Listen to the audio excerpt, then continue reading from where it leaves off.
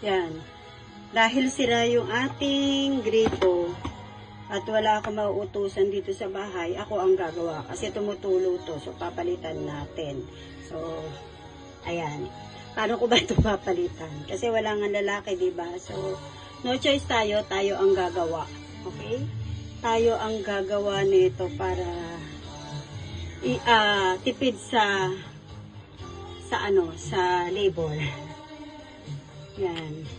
Hindi porket babae tayo, wala na tayo magagawa. Diba? So, ayan lang. Ganito lang kadali yun. Yan. Tapos, tinanggal ko tong excess na yan. Yan. Alright. Ganito lang siya kadali. Diba? Papasok natin yan doon. So, ayan, ha?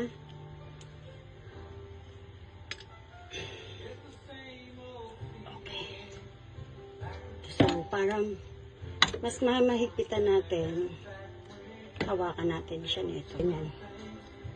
So, dahil ito yung pang stopper natin dyan. Okay? Mikot na yung stopper. So, pantay na lang natin siya. Ayan. Okay, so, yan. That's it. Okay. So, i-check na lang natin kung tutulo na siya.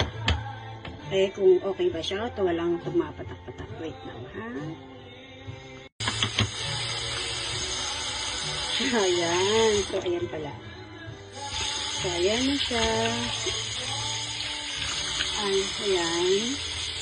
So, done.